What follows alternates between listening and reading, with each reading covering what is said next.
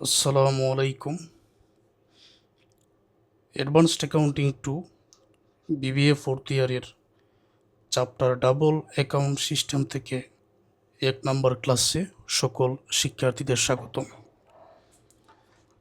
প্রথমে সম্পূর্ণ অধ্যায়ের প্রয়োজনীয় বেসিক বিষয় আলোচনা করে বোঝানোর পর এই ক্লাসের মধ্যেই গুরুত্বপূর্ণ 2টা ম্যাথের সমাধান হাতে কলমে লিখে বোঝানো হবে ইনশাল্লাহ। ডাবল অ্যাকাউন্ট সিস্টেম, এটার বাংলা অর্থ হচ্ছে দ্বৈত হিসাব পদ্ধতি।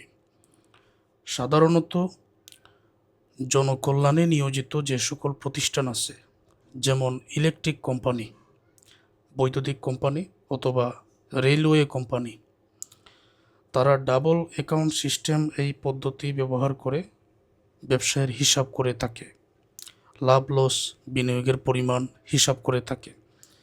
এই অধ্যায় থেকে মূলত ইলেকট্রিক কোম্পানি আর রেলওয়ে কোম্পানি, এই 2টা কোম্পানির ম্যাথের সমাধান করতে হবে। আর পরীক্ষায় এমনও আছে 2টা নিয়মই চলে আসে, একটা তো 100%, তো 2টা নিয়মই পরীক্ষায় চলে আসে, খুবই গুরুত্বপূর্ণ। যেটা বললাম, ইলেকট্রিক কোম্পানি, রেলওয়ে কোম্পানি, এই 2টা কোম্পানি তাদের হিসাব রাখার জন্য ডাবল অ্যাকাউন্ট সিস্টেম, দ্বৈত হিসাব পদ্ধতি ব্যবহার করে থাকে। তো ধাপে ধাপে সকল অঙ্কের সমাধান বোঝানো হবে। প্রথমে ইলেকট্রিক কোম্পানি কিভাবে তাদের হিসাবটা রাখে এই নিয়ে বেসিকটা আলোচনা করতে চাই, তারপর গুরুত্বপূর্ণ ম্যাথের সমাধানটাও বোঝাতে চাই। ইলেকট্রিক কোম্পানি এই 4টি ধাপের মাধ্যমে তাদের হিসাবটা করে থাকে। প্রথমটা হচ্ছে রেভিনিউ অ্যাকাউন্ট, তারপরেরটা নিট রেভিনিউ অ্যাকাউন্ট, তারপর receipt and expenditure on capital account, এটার সংক্ষিপ্ত নাম হচ্ছে ক্যাপিটাল অ্যাকাউন্ট, তারপর ব্যালেন্স শিট অথবা জেনারেল ব্যালেন্স শিট। তো কোনটা কিভাবে আমরা তৈরি করব দেখো, এটা হচ্ছে ডেবিটের দিক, এটা হচ্ছে ক্রেডিটের দিক। ইলেকট্রিক কোম্পানির যত প্রকার আয় আছে সেটা ক্রেডিটে, যেমন সেল অফ কারেন্ট, বিদ্যুৎ বিক্রয়, রেন্ট অফ মিটার্স, মিটার ভাড়া, এটা তো ইলেকট্রিক কোম্পানির জন্য আয়, আমরা বুঝতে পারছি। কম্পেনসেশন ডিউ, আদালত কর্তৃক কোনো ক্ষতিপূরণ যদি ইলেকট্রিক কোম্পানি প্রাপ্য হয়ে থাকে, মানে আদালত ঘোষণা দিয়েছে কোনো একজন গ্রাহকের কাছ থেকে ইলেকট্রিক কোম্পানি 10,000 টাকা ক্ষতিপূরণ পাবে, তো এই ক্ষতিপূরণ প্রাপ্য যদি হয় তখন তো এটা এই ইলেকট্রিক কোম্পানি এক সময় টাকা পাবে, তখন এটা তাদের জন্য আয়, যেহেতু টাকা আসবে এই অংশটুকু এই দিকে। এখন এই ইলেকট্রিক কোম্পানির যত ধরনের ব্যয় থাকতে পারে, যেমন cost of generation of electricity, বিদ্যুৎ উৎপাদন খরচ, তো এটা তাদের জন্য অবশ্যই একটা ব্যয়। Cost of distribution of electricity, বিদ্যুৎ বিতরণ খরচ, তারপর রেন্ট ভাড়া হতে পারে, তারপর ম্যানেজমেন্ট এক্সপেন্স, ব্যবস্থাপনা খরচ হতে পারে, ডেপ্রিসিয়েশন এক্সপেন্স, মেশিনের যে কোনো অবচয় হতে পারে, অবচয় তো ব্যয়ের মধ্যে পড়ে, ফোর্থ ইয়ারে পড়তেছো, অবচয় কি এটা তো জানো। তারপর এই দিকের টাকা যোগ করে সেম টাকা এখানে বসাতে হয়, এই টাকা থেকে উপরের এই টাকাগুলো বিক করে যেটা থাকবে এটা হচ্ছে প্রফিট, আর এই প্রফিটটা ট্রান্সফার্ড হবে নিট রেভিনিউ অ্যাকাউন্টে, মানে 2 নম্বর অ্যাকাউন্টে এই প্রফিটটা ট্রান্সফার হয়ে যাবে। আর সব সময় এই নিয়মেই কিন্তু ম্যাথের সমাধানটা তোমাদের করতে হবে। নিট রেভিনিউ অ্যাকাউন্টে ওই যে বললাম প্রফিটটা ট্রান্সফার হয়ে যাবে, তো এই প্রফিটটা কিন্তু এখানে আসবে, ট্রান্সফার ফ্রম রেভিনিউ অ্যাকাউন্ট এখানে আসবে।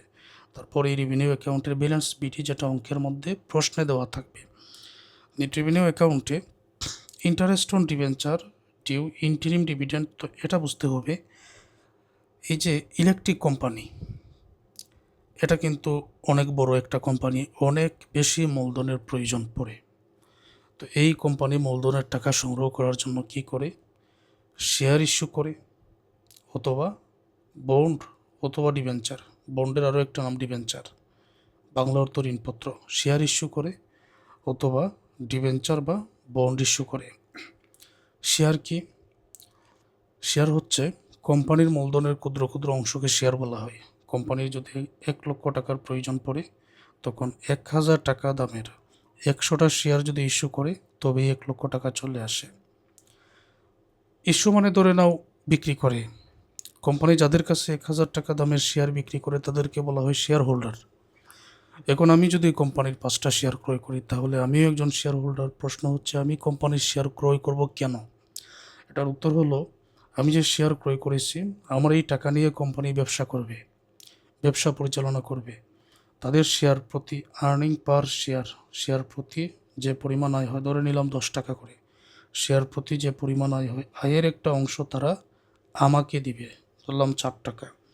বাকি অংশ নিজেদের কাছে সংরক্ষণ করে রাখবে। এটাকে বলা হয় সংরক্ষিত আয়ের জের, রিটেনশন বা রিটেন আর্নিং। 6 টাকা নিজেদের কাছে রাখলো, আর শেয়ার প্রতি আমি শেয়ার ক্রয় করার কারণে বা শেয়ার হোল্ডারদের 4 টাকা করে দিল, আমাকে যেটা দিল এটার নাম ডিভিডেন্ড। কোম্পানি শেয়ার প্রতি আয়ের যে টাকা শেয়ার হোল্ডারদের মধ্যে বন্টন করে, আমি শেয়ার ক্রয় করার কারণে আমাকে যেটা দিল এটাই হচ্ছে ডিভিডেন্ড অথবা লভ্যাংশ। এই গেল শেয়ারেরটা। এখন ডিবেঞ্চার হচ্ছে 1 লক্ষ টাকা তুমি ঋণ করেছো, নির্দিষ্ট সময় পরে 10%, 5% ইন্টারেস্ট দিতে হবে। আর এটা দীর্ঘমেয়াদী দায়, এই জন্য নির্দিষ্ট সময় পরে ঋণের টাকাও দিতে হবে, সুদের টাকাও দিতে হবে। অর্থাৎ এই ডিবেঞ্চারের সাথে ইন্টারেস্টের সম্পর্ক, শেয়ারের সাথে ডিভিডেন্ডের সম্পর্ক। শেয়ারে বিনিয়োগ করলে ডিভিডেন্ড পাওয়া যায়, আর ডিবেঞ্চারে বিনিয়োগ করলে ইন্টারেস্ট পাওয়া যায়। যার কারণে এই যে কোম্পানি ইন্টারেস্ট অন ডিবেঞ্চারের কী পরিমাণ ইন্টারেস্ট তারা পেইড করেছে এবং কী পরিমাণ পেইড করার বাকি আছে, সঠিক হিসাবটা করার জন্য এটা এখানে আনা হয়। ইন্টারিম ডিভিডেন্ড, অন্তর্বর্তীকালীন লভ্যাংশ তো বুঝলে, ওই যে শেয়ারে যারা ইস্যু করেছে তাদেরকে দিতে হবে। তারপর আয়ের একটা অংশ জেনারেল রিজার্ভ বা সাধারণ সঞ্চিতির মধ্যে ট্রান্সফার করতে হয়। আয়ের একটা অংশ সাধারণ সঞ্চয় এর মধ্যে ট্রান্সফার করে রাখতে হয়, ভবিষ্যতে যাতে কাজে লাগানো যায়। অবশেষে আমরা এই টাকাটা যোগ করে উভয় দিকে বসাবো, আর ঘাটতি যে টাকাটা হবে এই টাকাগুলো যোগ করে এটা থেকে বিক করলে ব্যালেন্স অ্যাভেলেবল ফর ডিভিডেন্ড এখানে থাকবে। সবসময় এইভাবেই বাহির করতে হবে। পরবর্তীতে receipt and expenditure on capital account. তো এক্সপেন্ডিচার এখানে টাকা দিয়ে যে সকল স্থায়ী সম্পদ ক্রয় করা হয়েছে, মেশিন, ল্যান্ড, মেইনস মানে বৈদ্যুতিক প্রধান লাইন, এটা যেহেতু ইলেকট্রিক কোম্পানি, বৈদ্যুতিক লাইন তো থাকবে। তারপর তারা রিসিপ্ট বলতে কী পরিমাণ শেয়ারে তারা বিনিয়োগ করেছে, কী পরিমাণ শেয়ার তারা ইস্যু করেছে হবে এটা হচ্ছে রিসিপ্ট। শেয়ার ইস্যু করে কী পরিমাণ টাকা নিয়ে আসছে। আর কি ডিবেঞ্চার তারা ঋণ নিয়েছে 6% ইন্টারেস্ট দিবে, এরকম। অবশেষে টাকাটা এখানে যোগ করা, এখানে অ্যামাউন্ট এক্সপেন্ডেড আগের বছরের, চলতি বছরের, এটাও আগের বছরের, চলতি বছরের টাকাগুলো এখানে যোগ করে বসাতে হয়। তারপর এই যে balance available for dividend net revenue অ্যাকাউন্টে আমরা পেয়েছি, ওই টাকাটা balance of net revenue account এখানে নিয়ে আসতে হয় এই ব্যালেন্স শিটের মধ্যে। ব্যালেন্স শিটে দেখাতে হয় সম্পদ সমান দায় ও মালিকানা সত্ত্ব। এখানে অ্যাসেটসে প্রয়োজনীয় সকল সম্পদ, আর এখানে ক্যাপিটাল অ্যান্ড লাইবিলিটিজে দায় মালিকানা সত্ত্ব কী কী আছে আমরা একবার পড়ি। আবার ক্যাপিটাল রিসিভড, যেটা মানে টোটাল যত সম্পদ ক্রয় করা হয়েছে এটা টোটাল ক্যাপিটাল এক্সপেন্ডিচার নামেই এখানে আসবে। সম্পদ যেহেতু ক্রয় করা হয়েছে, সম্পদগুলো তো অবশ্যই ডেবিট। আর যে সকল এখানে শেয়ার ইস্যু করা হয়েছে, ঋণও নেওয়া হয়েছে, এগুলো তো রাখা যাবে না, এগুলো তো পেইড করতে হবে, সুতরাং এটা দায়ের মধ্যে পড়ে টোটাল ক্যাপিটাল রিসিপ্টের টাকা এখানে আনতে হবে। ডেপ্টর ফর কারেন্ট সাপ্লাইস, বিদ্যুৎ সরবরাহের জন্য দেনাদার, মানে বিদ্যুৎ সরবরাহ করা হয়েছে কিন্তু গ্রাহকের কাছ থেকে এখনও টাকা পাওয়া যায় না। স্টোর অন হ্যান্ড, অর্থাৎ দোকানে যত মজুদ আছে, স্টোর অন হ্যান্ড, ওকে, যত মজুদ আছে, ক্যাশ, নগদ, ক্যাশের ব্যাংকে জমা, কম্পনসেশন ডিউ, ক্ষতিপূরণ যেটা পাওয়া যাবে, এগুলো সম্পদ। সানডি ক্রেডিটর্স, বিবিধ পাওনাদার, জেনারেল রিজার্ভ, এটা সাধারণ সঞ্চিতি মালিকানা সত্ত্বের মধ্যে পড়ে। তারপর ডেপ্রিসিয়েশন ফান্ড, অবচয়ের ঘাটতি পূরণের জন্য একটা অবচয় সঞ্চিতি করে রাখা হয়, প্লাস নতুন অবচয়। এটা কেন সঞ্চয় করে রাখা হয় আমি বোঝাই। মনে করো আমার ব্যবসায় একটা ইকুইপমেন্ট আমি ক্রয় করে ব্যবহার করছি, এটার মূল্য 10,000। 3 মাস ব্যবহার করার পরে এটার মূল্য হয়ে গেল 7,000।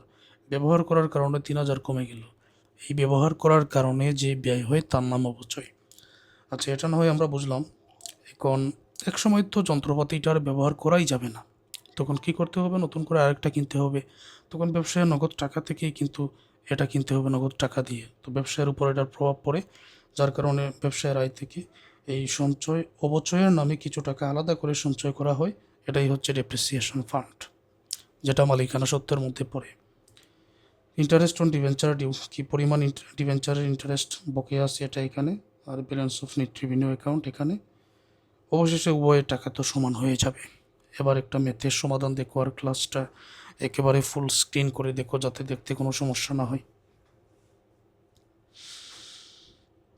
The following is TL balance of Hawk Electric Company বা BD electric company for the year 30 June 2015। 2015 সালে হক ইলেকট্রিক কোম্পানি বা বিডি ইলেকট্রিক কোম্পানির ব্যালেন্স শিট নিচে দেওয়া হয়েছে। তো অ্যাডজাস্টমেন্ট তার আগে আমরা এটা পড়ি, এখানে কি কি আছে। এই জায়গায় এটা হচ্ছে ডেবিট দিক, এটা হচ্ছে ক্রেডিটের দিক। এটা দেওয়া হয়েছে ট্রিয়াল ব্যালেন্স, ট্রিয়াল ব্যালেন্স দেওয়া হয়েছে। হ্যাঁ, ট্রিয়াল ব্যালেন্স মানে রেওয়া মিল। যেহেতু রেওয়া মিল দেওয়া হয়েছে, তো আমরা জানি হিসাব হলো পাঁচটার মধ্যে সম্পদ এবং ব্যয় রেওয়া মিলে ডেবিটে বসে। তার মানে এখানে যা আছে সম্পদ এবং ব্যয়, আয় দায় মালিকানা সত্ত্ব রেওয়া মিলে ক্রেডিটে বসে, সম্পদ ব্যয় রেওয়া মিলে ডেবিটে বসে, আয় দায় মালিকানা সত্ত্ব রেওয়া মিলে ক্রেডিটে বসে। মেশিনারি আপ টু 30/6/14 সাল, 30/6/14 সাল পর্যন্ত ক্রয়কৃত মেশিনারি 50,000 টাকা। মেশিনারি ডিউরিং দ্য ইয়ার, চলতি বছরে ক্রয়কৃত মেশিন 10,000 টাকা। ল্যান্ড 30/6/14 তারিখে ক্রয়কৃত জমি 10,000। Land acquire during the year, চলতি বছরে ক্রয়কৃত জমি 6,000। মেইনস ডিউরিং দ্য ইয়ার, চলতি বছরে ক্রয়কৃত বৈদ্যুতিক লাইন 5,000। আর 30/6/14 তারিখে 18,000। স্টোর অন হ্যান্ড, দোকানে সরবরাহ মজুদ 2,600। এটা সম্পদ, ক্যাশ সম্পদ। Cost of generation of electricity, বৈদ্যুতিক উৎপাদন খরচ অবশ্যই ব্যয়। Cost of distribution of electricity, বৈদ্যুতিক বিতরণ খরচ অবশ্যই ব্যয়। রেন্ট ভাড়া ব্যয়। ম্যানেজমেন্ট এক্সপেন্স, ব্যবস্থাপনা খরচ ব্যয়। Interest on debenture, interest on debenture মানে দেখো এটা ডেবিটে আছে কিন্তু, তো ডিভেঞ্চার যেটা পেড করে দেওয়া হয়েছে তার মানে এটা নগদ চলে গেছে, তবে ডিভেঞ্চারের কাজ রেভিনিউ অ্যাকাউন্টে নয়। পেড করা হয়েছে, ক্যাশ চলে গেছে দেখে এটা ডেবিটে আছে। ইন্টারিম ডিভিডেন্ড, লভ্যাংশ যেটা পেড করা হয়েছে। ক্যাশের ব্যাংকে জমা সম্পদ। ডেপ্টর ফর কারেন্ট সাপ্লাই, বৈদ্যুৎ সরবরাহের জন্য দেনাদার 5,000, এটাও সম্পদ। অর্ডিনারি শেয়ার ক্যাপিটাল, যে পরিমাণ শেয়ার ইস্যু করা হয়েছে 60,000 টাকা। 6% ডিভেঞ্চার, ডিভেঞ্চার মানে ঋণপত্র। ওকে, ঋণপত্র 25,000 টাকা নেওয়া হয়েছে, কিন্তু 6% ইন্টারেস্ট দিতে হবে। সানডি ক্রেডিটর্স, বিবিধ পাওনাদার 2,000। ডেপ্রিসিয়েশন ফান্ড অবচয় সঞ্চিতি 30,000। নেট রেভিনিউ অ্যাকাউন্ট 30/6/14 সালের এই আগের বছরের হিসাবগুলার 3,000 টাকা অবচয় নেট রেভিনিউ অ্যাকাউন্ট আছে, এটা balance BD. Sale of current, বিদ্যুৎ বিক্রয়, এটা আয়ের মধ্যে পড়ে। রেন্ট অফ মিটার্স, এটা মিটার ভাড়া, এটাও আয়ের মধ্যে পড়ে। আবার ডিভেঞ্চার এগুলো তো দীর্ঘমেয়াদী দেয়। সানডে ক্রেডিটর সেটা চলতি দায়ের মধ্যে পড়ে। এখানে সমন্বয় আছে। প্রোভাইড ডেপ্রিসিয়েশন অন মেশিন 10%, মেশিনারির অবচয় হবে 10%। General reserve is to be made for 3,000, সাধারণ সঞ্চিতি 3,000 টাকা হবে। ডিগ্রি ফর কম্পেনসেশন অফ টাকা 2,500 has been issued by the court upon a customer was not recorded in account, অর্থাৎ কোর্ট কর্তৃক, আদালত কর্তৃক একজন কাস্টমারের নামে ক্ষতিপূরণ বাবদ 2,500 টাকা ডিগ্রি করা হয়েছে, তবে এটা হিসাবে লেখা হয় নাই। তো আদালত কর্তৃক যেহেতু ক্ষতিপূরণ পাবো, এটা কম্পেনসেশন বলা হয় ক্ষতিপূরণ, এটাকে এটা বকেয়া আছে, তো এটা পাবো। এক তো এটা সম্পদের মধ্যে পড়ে, আমরা আয়ের মধ্যে এটা নিয়ে আসবো, কারণ এটা আয়ের সাথে যোগ হবে, কারণ এটা আমরা পাবো। রিকোয়ার্ডে revenue account, net revenue account, capital account, general balance sheet, এই চারটাই আমাদের তৈরি করতে হবে। খুবই সহজ, আগের নিয়মে করব। রেভিনিউ অ্যাকাউন্ট তৈরি করার জন্য এই দিকে আয়, এই দিকে প্রয়োজনীয় ব্যয়, তারপর 2টার টাকার সমন্বয় করে profit transfer to net revenue account আমরা এখানে পেয়ে যাব। দেখো একেবারে সহজ অঙ্কের মধ্যে আয় কোথায়, সেল অফ কারেন্ট 24,000, ক্লাসটা একেবারে ফুল স্ক্রিন করো। রেন্ট অফ মিটার্স 1,000, এবং এই সমন্বয়ের মধ্যে আদালত কর্তৃক যেটা ডিগ্রি দেওয়া হয়েছে 2,500, এটা এখন হিসাবে লিপিবদ্ধ হয় নাই, আমরা লিপিবদ্ধ করে নিব। তো এই টাকাগুলো দেখো আমি এখনো বসাচ্ছি। সেল অফ কারেন্ট টাকার পরিমাণ 24,000। রেন্ট অফ মিটার্স টাকার পরিমাণ 1,000, কম্পেনসেশন ডিউ 2,500। শেষ এটা। এখন ব্যয়, তো ব্যয়ের মধ্যে শুরু থেকে শেষ পর্যন্ত যদি দেখি, cost of generation of electricity 3,000, cost of distribution of electricity 1,500, rent আছে 1,000, ম্যানেজমেন্ট এক্সপেন্স 500। আর কি কি আছে, তো এখানে তো আর দেখতে পাচ্ছি না। ওকে, এখন থেকে সমন্বয়ে কিছু আছে কি না। মেশিনের উপর অবচয় 10%, তো মেশিন একটা আছে 50,000, আরেকটা আছে 10,000, টোটাল হলো 60,000। 60,000-এর 10% হবে 6,000 অবচয়। আর অবচয়টা কিন্তু আগের বছর, চলতি বছর দুইটার টাকা যোগ করে তারপরে এটার উপরেই কিন্তু অবচয়টা বাইর করতে হবে। ওকে, 50,000 আর 10,000 60,000, 60,000-এর 10% 6,000 অবচয় ধরতে হবে। এর বাইরে আর কোনো ব্যয় এখানে আমি দেখতে পাচ্ছি না, তো এগুলো লিখে নাও। এটা তোমরা সহজে পরীক্ষায় বসাতে পারবে। Cost of generation of electricity টাকার পরিমাণ 3,000, cost of distribution of electricity টাকার পরিমাণ 1,500, রেন্টের পরিমাণ 1,000, ম্যানেজমেন্ট এক্সপেন্স 500, ডেপ্রিসিয়েশন এক্সপেন্স এটা 10% 6,000, 60,000-এ 10% 6,000। টাকাটা যোগ করো, এই দিকে যোগ করলে 27,500। সেম টাকা তুমি এখানেও লিখো, তবে আগে এই ক্রেডিটের টাকাটাই বসাতে হবে। এই প্রত্যেকটা টাকা যোগ করো, যোগ করে 27,500 থেকে বিগ করো, যেটা থাকবে এটা নেট রেভিনিউ অ্যাকাউন্টে ট্রান্সফার হবে। তো এখানে বিগফল পাওয়া যাবে 15,500। এই 15,500 নেট রেভিনিউ অ্যাকাউন্টে আগেই বসিয়ে দাও। ওকে, সব সময় কিন্তু একই নিয়ম। তারপর নেট রেভিনিউ অ্যাকাউন্টে আর যা যা আসে আমরা জানি।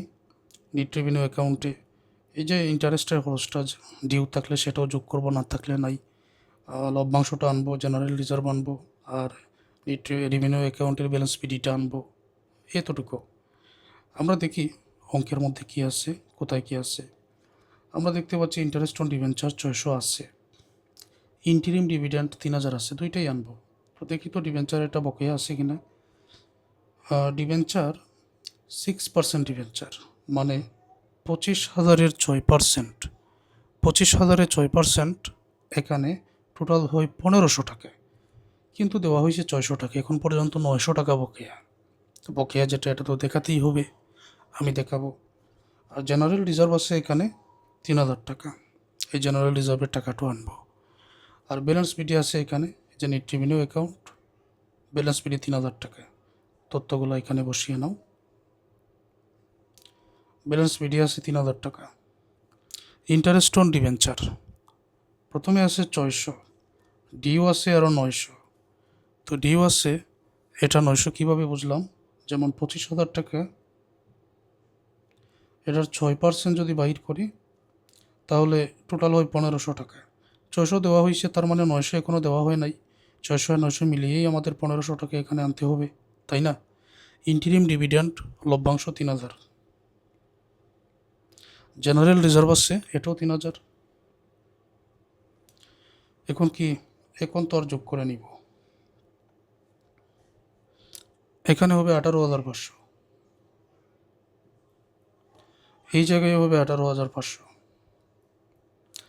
তারপরে এই তিনটা যোগ করো, যোগ করে 18,500 থেকে বিগ করলে balance available for dividend, dividend এখানে ব্যালেন্স অ্যাভাইলেবল ফর ডিভিডেন্ড থাকবে 11,000। আর এই 11,000 আমরা চাইলে এখনই নিতে পারি বা পরেও নিব, সমস্যা নাই। এখন রিসিপ্ট অ্যান্ড এক্সপেন্ডিচার অ্যাকাউন্টটা আমাদের তৈরি করতে হবে। এখানে আছে মেশিনারি 50,000, এটা আগের বছরের।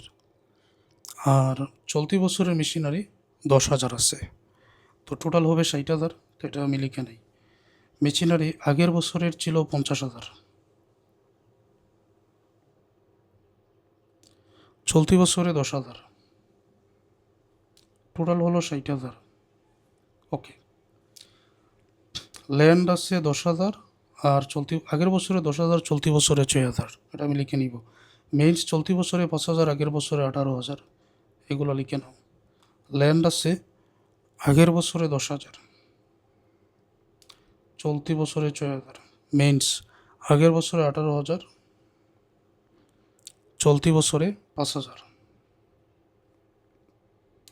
তাহলে এই 50,000 আর 10,000 60,000, 10,000 আর 6,000 এটা 16,000, 18 আর 5,000 23,000। ওকে, এখন অর্ডিনারি শেয়ার এটা 60,000 আর ডিভেঞ্চার 25,000। এটা তো আগের বছর চলতি বছর কোনো কিছু দেওয়া নাই, এই জন্য এটা আমরা এইভাবে লিখব অর্ডিনারি শেয়ার ক্যাপিটাল। তো এটা বছরের প্রথমেই নেওয়া হয় অর্ডিনারি শেয়ার ক্যাপিটাল, তাই 60,000 টাকা এই প্রিভিয়াস ইয়ারের করেই সবসময় লিখতে হবে। 60,000 টোটাল হবে 60,000, ডিভেঞ্চার হচ্ছে 25,000, টোটাল হবে এখানে 25,000। এবারে যোগ করো।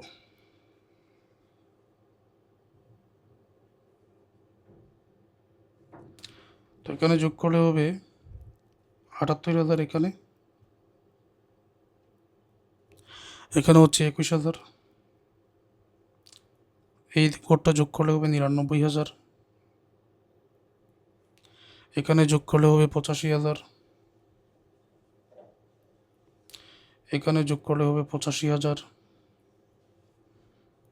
অতএব বর্তমানে আমরা যেটা পেয়েছি এটা টোটাল এক্সপেন্ডিচার, টোটাল ব্যয়, স্থায়ী সম্পদ ক্রয় করা, এটা টোটাল রিসিপ্ট। ওকে, এখন জেনারেল ব্যালেন্স শিট তৈরি করার জন্য প্রয়োজনীয় সম্পদেই একটা কাজ করি। টোটাল এক্সপেন্ডিচার যে 99,000 টাকা আছে, এই 99,000 টাকা এখানে বসিয়ে দিই, কারণ এই টাকা দিয়ে স্থায়ী সম্পদ ক্রয় করা হয়েছে।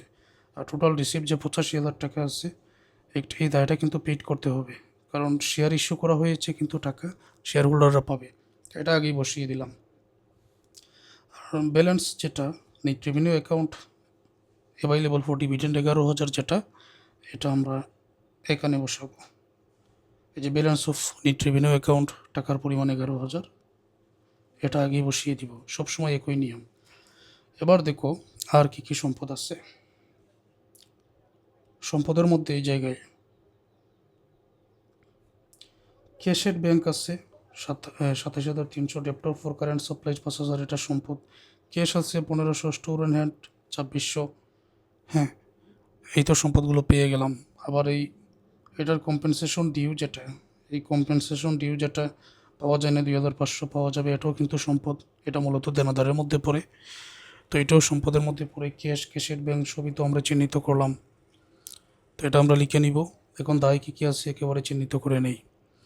দায়ের মধ্যে বাকি রইল সানডি ক্রেডিটর্স 2,000, ডেপ্রিসিয়েশন ফান্ড 30,000, আর নতুন করে যে অবচয়টা 10% এটার 6,000 নির্ণয় করা হয়েছে সেটা যোগ করে নিতে হবে, কারণ এই অবচয়টাও সঞ্চয় করে রাখতে হবে। ডেপ্রিসিয়েশন ফান্ড এটা 30,000। ওকে, তারপর ইন্টারেস্ট অন ডিউ যেটা, ইন্টারেস্ট পেইড করা হয়েছে 600, কিন্তু টোটাল 25,000-এর উপরে পেইড করার কথা 6%, অর্থাৎ 1,500। তাহলে 900 বকেয়া আছে, সেটাও কিন্তু আমাদের দেখাতে হবে। তাহলে ডেপ্টর ফর কারেন্ট সাপ্লাই সবগুলোর টাকা এখানে বসিয়ে নিচ্ছি। ডেপ্টর ফর কারেন্ট সাপ্লাই এটা টাকার পরিমাণ হচ্ছে 5,000, স্টোর অন হ্যান্ড টাকার পরিমাণ 2,600, ক্যাশ টাকার পরিমাণ 1,500,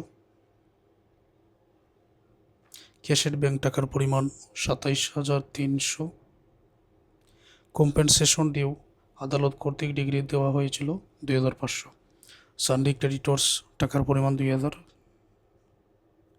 জেনারেল রিজার্ভ 3,000, ডেপ্রিসিয়েশন ফান্ড টাকার পরিমাণ ছিল আগের 30,000, চলতি বছরে নতুন করে আরও মানে বর্তমান অঙ্কে আরও 6,000, টোটাল 34,000। ইন্টারেস্ট অন ডিউ বকেয়া আছে 900 টাকা, টাকাগুলো যোগ করে নাও। তো এখানে যোগ করলে হবে 1,37,900, এখানে হবে 1,37,900। এই তো হয়ে গেল। এখন আরেকটা ম্যাথ দেখো। The following is the TL balance of Alaul Electric Company for the year ending 31st December 2019. সমন্বয়ে আছে provide depreciation on machinery 10%, transfer general reserve টাকা 5,000, জেনারেল রিজার্ভ 5,000 আর অবচয় 10%, revenue account, net revenue account, capital account, general balance sheet, এই 4টা তৈরি করার জন্য বলা হয়েছে। তবে প্রশ্নটা প্রায় একই থাকে। এই ধরনের ম্যাথ যদি পরীক্ষায় আসে, এটা তো ইলেকট্রিক কোম্পানির অঙ্ক, প্রায় একই রকম থাকে সব কিছু। তো এই জন্য তাও একবার আমি পড়ে নেই। মেশিনারি 31/12/2018 সাল পর্যন্ত ক্রয় 1 লক্ষ, আর চলতি বছরে 20,000। জমি 2018 সাল পর্যন্ত ক্রয়কৃত 20,000, চলতি বছরে 12,000। বৈদ্যুতিক লাইন মেইনস 40,000 আগের বছরের, চলতি বছরে 10,000। স্টোর অন হ্যান্ড আছে, store on hand, cash, cost of generation of electricity, ঠিক আগের অঙ্কের মতোই এগুলো। Cost of distribution of electricity, okay, এগুলো আগের মতোই। তো আমি সরাসরি অঙ্কের সমাধানে যাচ্ছি। প্রথমে নিট রেভিনিউ অ্যাকাউন্ট তৈরি করতে হবে। তো নিট রেভিনিউ অ্যাকাউন্ট এই যে ক্রেডিটের সেল অফ কারেন্ট আছে আর 40,000, রেন্ট অফ মিটার্স আছে 2,000। কোনো কম্পেনসেশন ডিউ এটা বর্তমান অঙ্কের মধ্যে নাই, তো না থাকলে নাই নিয়ে আসবো। এখন বিয়ে আছে cost of generation of electricity 8,000, cost of distribution of electricity 1,000, rent and tax 1200, management expense 3,000। এর বাইরে কি আর আছে? আর অবচয়, অবচয় হচ্ছে 10%। তো 1,00,000 আর 20,000, 1,20,000। তো 1,20,000-এর 10% 12,000 অবচয় এই মেশিনের উপর আমাদের নিতে হবে। মেশিনারির উপরে 10% অবচয় নিতে হবে। এই টাকাগুলো বসিয়ে দিচ্ছে। সেল অফ কারেন্ট টাকার পরিমাণ 48,000, রেন্ট অফ মিটার টাকার পরিমাণ 2,000, cost of generation of electricity টাকার পরিমাণ 8,000, cost of distribution of electricity 1,000, management expense 3,000, rent and tax 1200, depreciation expense machinery 12,000।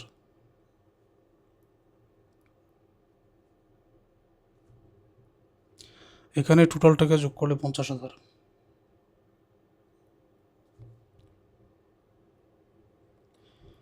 এখন এই যে অংশটা আছে এটা যোগ করে 50,000 থেকে বিয়োগ করলে এখানে টাকাটা পাওয়া যাবে 24,800। এই 24,800 নিট রেভিনিউ অ্যাকাউন্টে এখানে বসিয়ে দাও।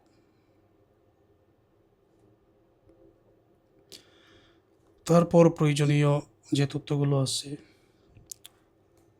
এখানে, এই যে ব্যালেন্স বিডি নিট রেভিনিউ অ্যাকাউন্টের 6,000 এটা আমি নিয়ে আসবো।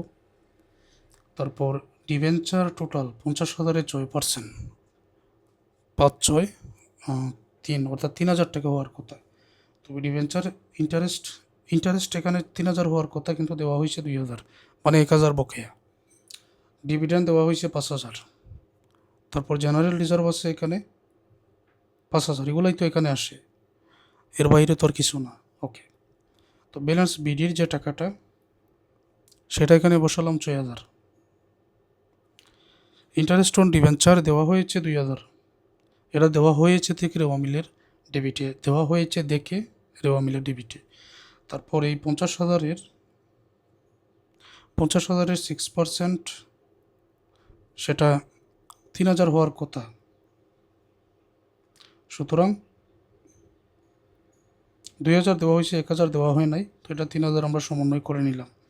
ইন্টিরিম ডিভিডেন্ড এটা হচ্ছে 5,000, জেনারেল রিজার্ভ এটাও 5,000। টাকাগুলো যোগ করো, এই অংশ যোগ করলে হবে 30,800।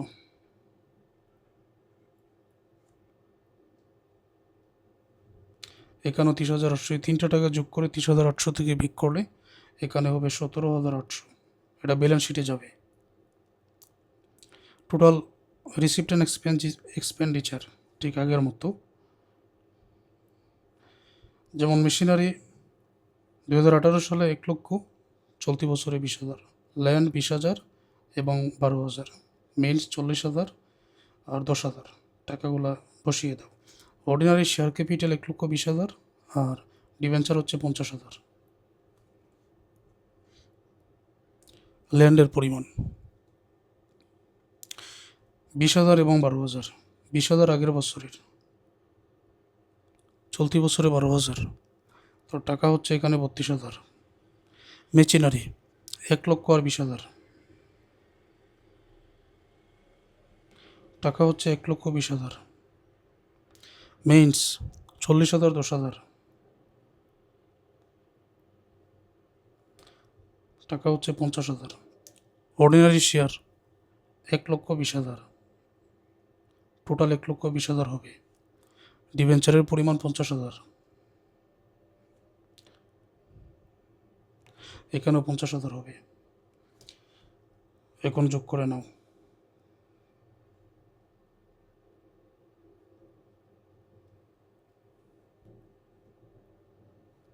তো টাকাগুলো যোগ করলে এখানে হচ্ছে টোটাল 1,60,000,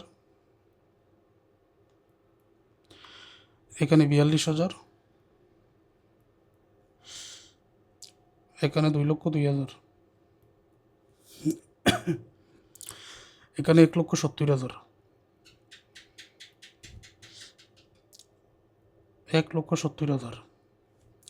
টোটাল এক্সপেন্ডিচার 2,02,000, এটা আগেই বসিয়ে দাও। Total cash receipt 1,70,000, capital receipt 1,70,000, এটা আগে বসানো হলো। এখন পরবর্তীতে যা আছে সম্পদ সেটা দেখো। ক্যাশের ব্যাংক আছে, ডেপ্টর ফর কারেন্ট সাপ্লাইড আছে, টাকাগুলো দেখে নাও। স্টোর অন হ্যান্ড আছে 1200, ক্যাশ আছে 1,000। এই হচ্ছে টোটাল সম্পদ। আর দায়ের মধ্যে কী কী আছে? সানডি ক্রেডিটর্স আছে, আর ডেপ্রিসিয়েশন ফান্ড 60,000, এটার সাথে চলতি বছরের আরও 12,000, এটা যোগ করব। এর বাইরে আর কিছু নাই। ডেপ্টর ফর কারেন্ট সাপ্লাইড এগুলো কিন্তু আগে পরে তুমি আনতে পারো, আগে ক্যাশও আনতে পারো, আগে ক্যাশের ব্যাংকও আনতে পারো, সমস্যা নেই। ডেপ্টর ফর কারেন্ট সাপ্লাইড টাকার পরিমাণ 10,000। স্টোর অন হ্যান্ড 1200, ক্যাশের ব্যাংক 55,600, ক্যাশের টাকা 1,000। ইন্টারেস্ট অ্যান্ড ডিবেঞ্চার ডিউ যেটা ছিল, মানে চলতি বছরে 3,000 দেওয়ার কথা, 2,000 দেওয়া হয়েছে, 1,000 যেটা বকেয়া এটা আনলাম। Sunday creditors 4,000। ডেপ্রিসিয়েশন ফান্ড আগের ছিল 60,000, নতুন বছরে আরও 12,000, টোটাল হচ্ছে 72,000। জেনারেল রিজার্ভ এই টাকার পরিমাণ 5,000। আর নিট রেভিনিউ অ্যাকাউন্ট থেকে এখানে 17,800।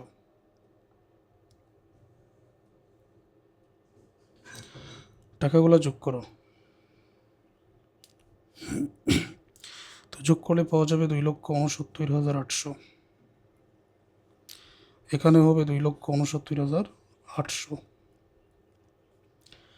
আশা করছি সকল শিক্ষার্থীরা এই ম্যাথের সমাধানটা বুঝতে পেরেছেন।